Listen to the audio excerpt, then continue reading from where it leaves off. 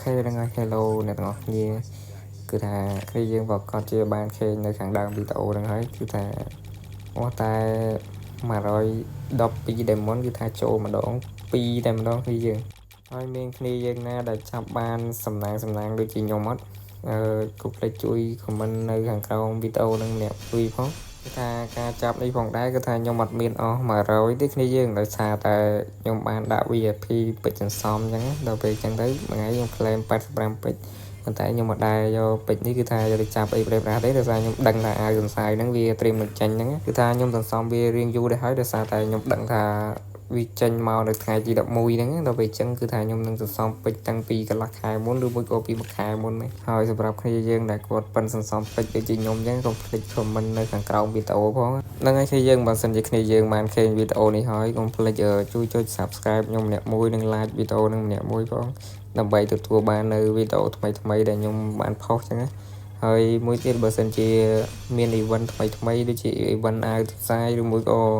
event ក្រោយៗមកទៀតគឺថាខ្ញុំនឹងចេញវីដេអូប្រាប់គ្នាយើងមុនគេអញ្ចឹងហើយសម្រាប់ការផុសនេះផងដែរគឺថាខ្ញុំនឹងផុសនៅលើ channel YouTube របស់ខ្ញុំនេះតែម្ដងហើយមួយទៀតគឺថាគ្នាយើងដែលគាត់ចង់ចុះឈ្មោះលេង12 team ដែលគេហៅថា tournament ហ្នឹងប៉ុន្តែគ្នាយើងអត់ដឹងចុះឈ្មោះនៅកន្លែងណាគឺថា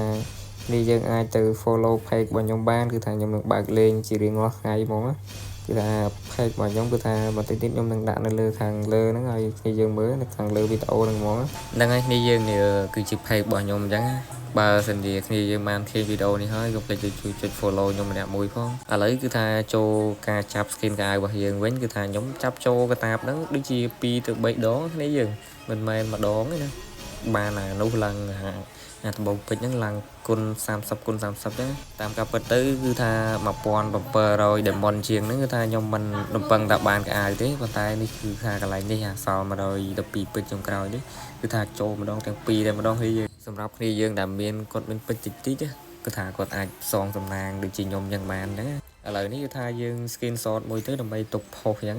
គឺថាកៅអៅផ្សាយហ្នឹងចាំមើលវីដេអូក្រោយគឺថាខ្ញុំនឹងអាចនឹងចេញចាប់ម្ដង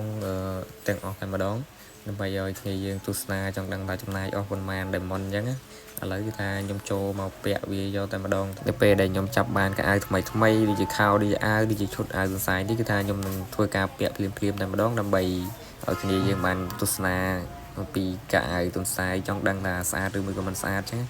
ឥឡូវនេះវីដេអូយើងក៏មានប៉ុណ្ណឹងដែរបាយអ្នកទាំងអស់គ្នា